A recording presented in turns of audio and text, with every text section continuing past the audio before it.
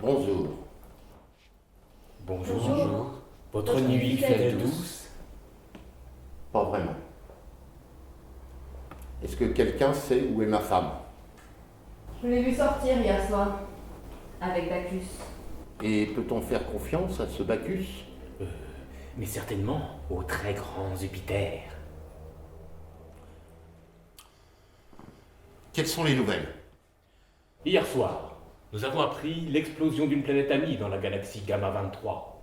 Comme je vous le répète, il nous faut quitter cette maudite cachette et regagner au plus vite notre royaume. Je ne pense pas. Des Arcosiens ont synthétisé leur premier trou noir artificiel et envisagent de l'utiliser à des fins militaires, contre nous. Dans la Voie lactée éclatante, les terriens progressent dans l'étude des topos. Les Icariens se Que sont dites-vous? dangereusement... La théorie des topos? Cela veut dire que les terriens progressent dans la connaissance, qu'ils vont bientôt maîtriser l'espace-temps et qu'ils vont pouvoir arriver jusqu'à nous pour nous voler nos biens, nos femmes, nos pouvoirs. Est-ce qu'il ne faudrait pas surveiller cette situation de près? Je suis complètement dépassé.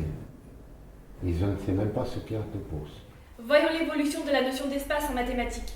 Ainsi, nous arriverons à la théorie des topos, dont les premiers éléments ont été développés par le génial mathématicien Grothendieck. Commençons avec Euclide, qui vécut il y a environ 2300 années terrestres.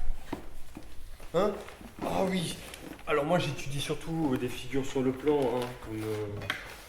comme des triangles, comme des droites, comme des cercles, en mesurant des distances. Vous connaissez le théorème de Pythagore par exemple. La rigueur du triangle élève mon âme sereine, à la vigueur des anges, nectar d'une coupe pleine. Oh, mais on s'en fiche des théorèmes! Et pour les théories non euclidiennes, écoutons Monsieur Poincaré, qui vécut au 19e Poincaré siècle. il est parti depuis bien longtemps, il avait un rendez-vous galant. De toute façon, depuis le temps que je suis ici à étudier, je connais tout cela par cœur. Poincaré il a vécu au 19e siècle et au début du 20e siècle sur Terre. Et à cette époque, on s'intéressait à des géométries sur des espaces courbes.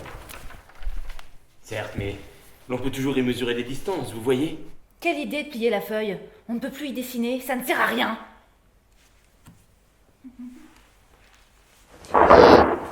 Justement, si on peut. L'espace qui nous entoure est courbé par la présence de corps très massiques, comme une étoile ou une planète. Très intéressant. Espace hyperbolique, entraînez mon cœur pur par-delà l'astre cosmique, courbure hors de Il y a l'azur. autre chose de beaucoup plus intéressant, c'est la notion d'ouvert. Un espace topologique, c'est ainsi un ensemble éclatant de points avec des sous-ensembles ouverts qui constituent des voisinages. Mais il n'y a plus nécessairement de notion de distance. C'est un concept plus général et plus abstrait, plus thaumaturgique. Si on généralise encore, avec la notion de local, c'est-à-dire en ne tenant compte que des ensembles ouverts, on peut obtenir des espaces sans points. Grothendieck, Grothendieck. Je veux voir Grothendieck. Bonjour. Grothendieck refuse toujours de collaborer avec toute entreprise de pouvoir. Mais j'ai été sa voisine.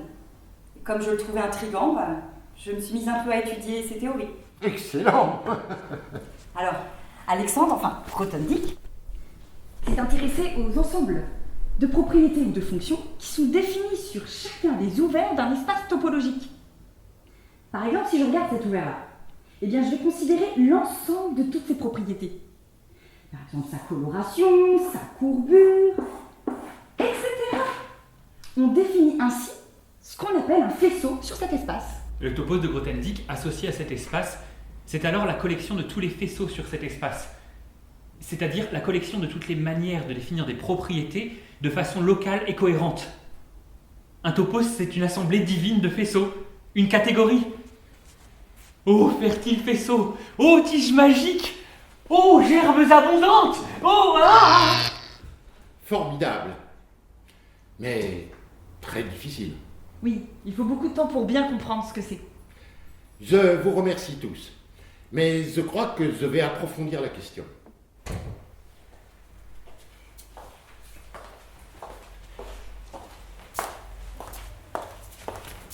Eh bien, où étiez-vous donc, ma chère? Je suis allée faire un petit tour. D'accord. Connaissez-vous la théorie des topos? Non, dites-moi. Vous connaissez sans doute la géométrie euclidienne, avec ses figures planes. Eh bien,